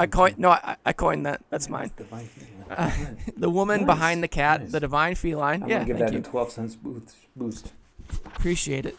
I love the line where she's like, "He knocked me out of a building just when I was starting to feel good about myself." Yeah. I really like that. So inexplicably, Christopher Walken, like, she goes back into work because she can't find a date. It's Christmas, and it's just like she wants some alone time with a male companion. Can't find anybody to love her, and she goes back into work to see Walken committing a crime. And she so forgot something at work. That's why she went back she works for Christopher Walken. She went back because she needed to prepare him for a meeting or something, and then she was going through some files, discovered some nefarious shit. Continue. And so he feigns that he's gonna be evil to her. Doesn't. She lets her guard down, and then he throws her out of a window, similar to Jim Carrey's death on the next one. And then on her, inexplicably, like, she dies. And she lost, but then the cats come and she lost a boot through the gazebo. Anyway. And then the cats come and, like, lick her back to life somehow. Isn't that the strangest, like, super like, they villain just hero gloss whatever over that. The origin that just licked and nibbled it just on happened. by cats. Yeah. So then she's given 8 extra lives. For a total of 9.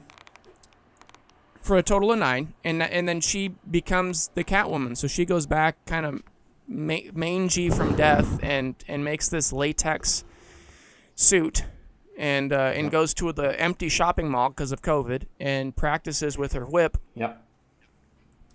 And becomes this other villain. She's not really a villain. Super sexy, kind of villain, kind of not. She just wants vengeance. She doesn't give two shits about anything. She just wants to kill Christopher Walken. Anti-hero. Yeah, for sure. Yeah, and she and the Bat, like, we got cats, bats, and penguins. Oh my! And she and the Bat tangle a little bit, but the Penguin falls for her. Right, and bats. Oh my! Yeah. And the Penguin wants to sleep with her. Bruce Wayne and Michelle Pfeiffer out of costume fall in love. Fall for each other. Selena, whatever the hell her name is. Selena Kyle. And Selena Kyle and I believe the Christmas. Right on cue, the Christmas Crow. Yeah. Selena Gomez and Bruce Wayne out of costume. Great. They're dating and what have you. In costume, they're fighting. They're fighting. Fighting like cats and bats. Cats and bats. Yep.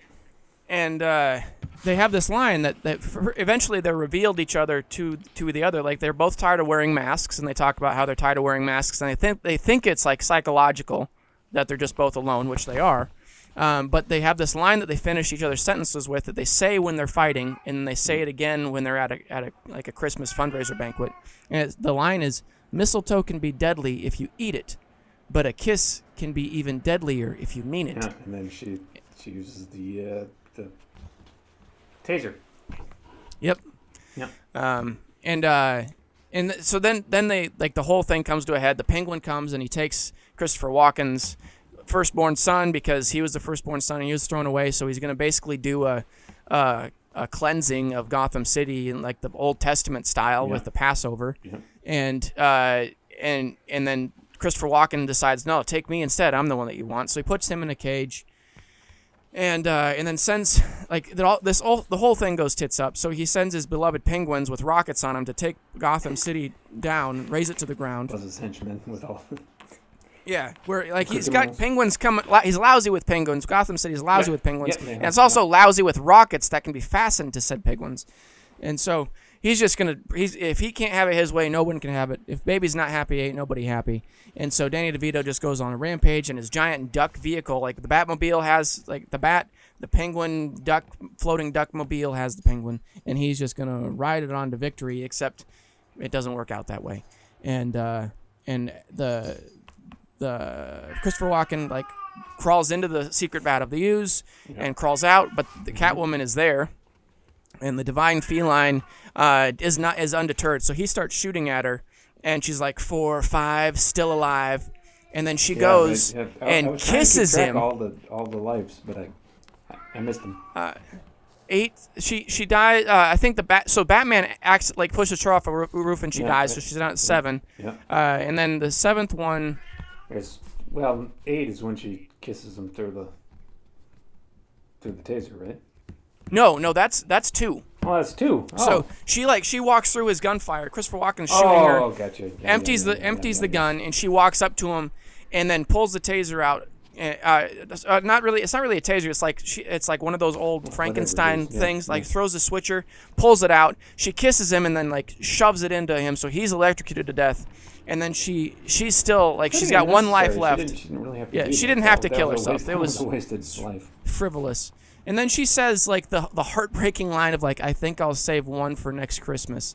For now, how about a kiss, Santa Claus? Yeah. And then she kisses him.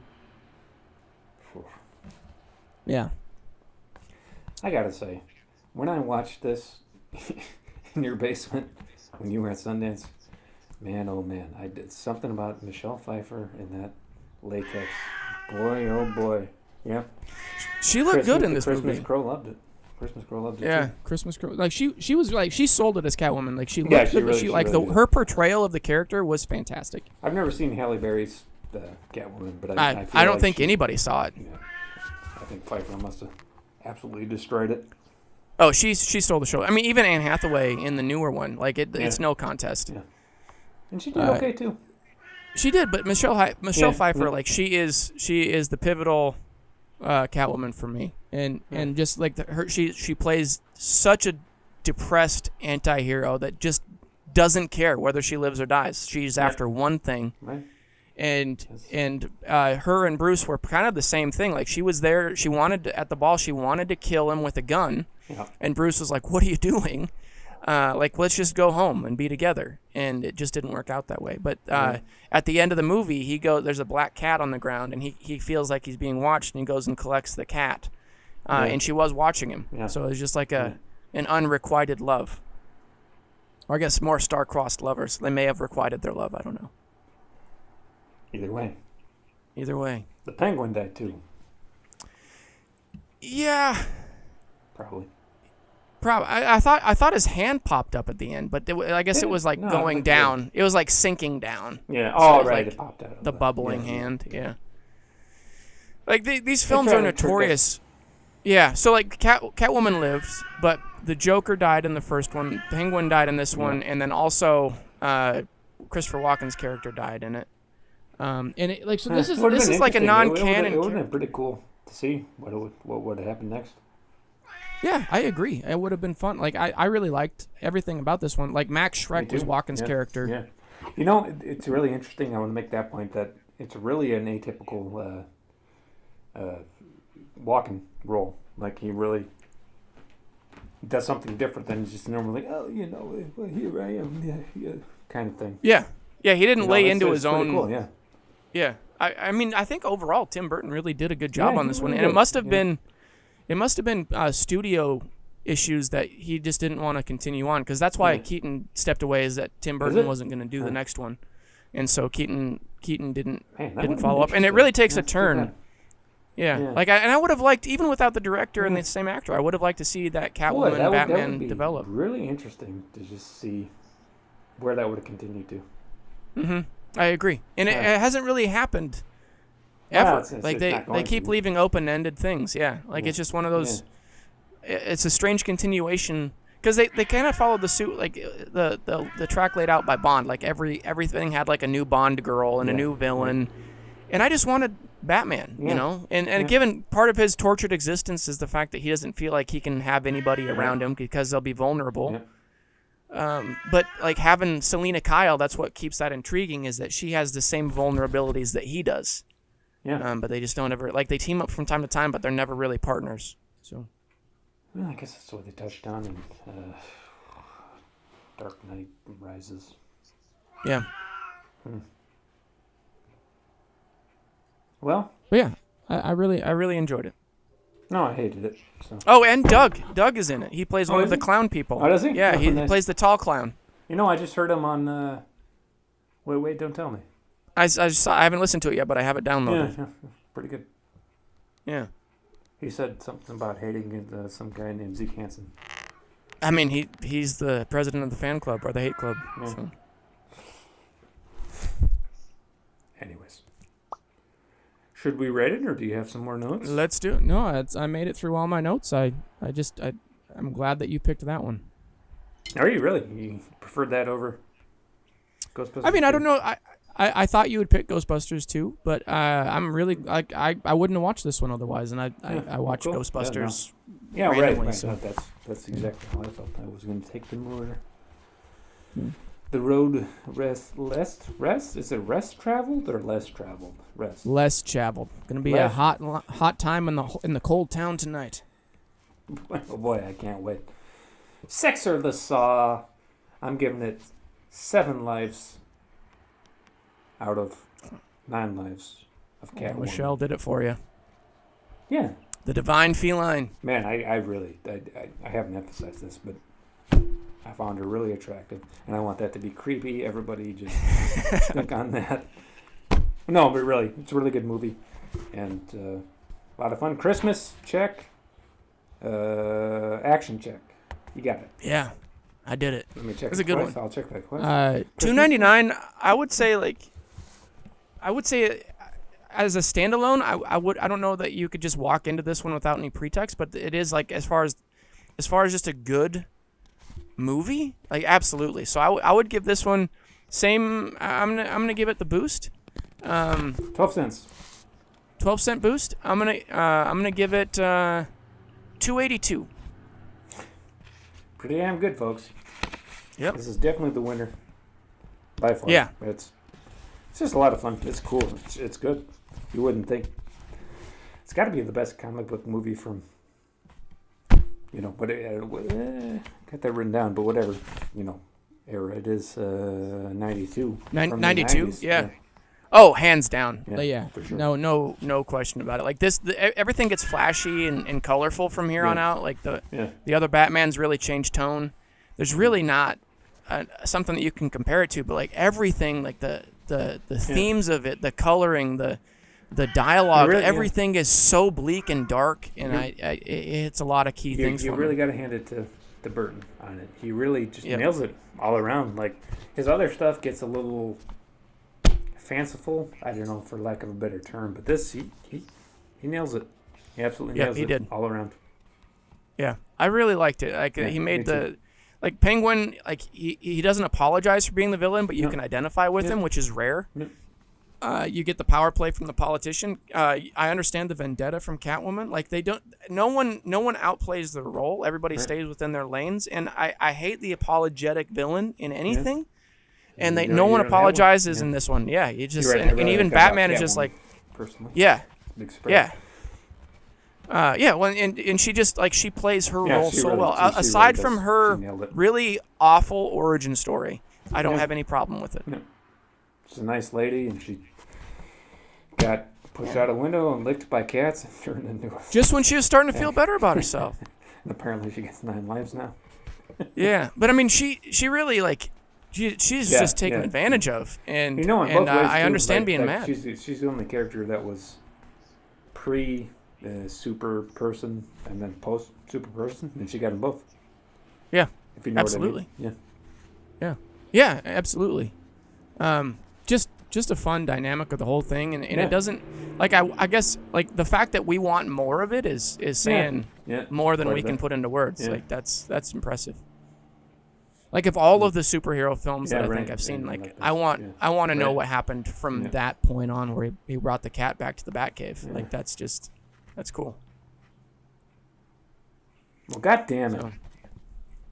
So, knocked it out of the park this year. Yeah, you did. You really did. You had, I'd say one stinker and one, depends on how you look at it. The stinkers were there on purpose. And then 3 right out of the park. Yeah, I know it was on purpose, but regardless. Right, you're right back in. Yeah, you pulled me in. Well, Happy New Year, man, and happy 12th day of Christmas. 12th Day of Die Hard. 12th Day of Hard. Die Hard. Yeah, absolutely, man. These are great this year, and I enjoyed it. Well, thank you. I hope yeah, everybody me else too. does. This was fun. Yeah. Well, we'll look forward to getting back to our regular bat channel, and going from there. But Got a couple things I'd like to this say. was fun. Hit me.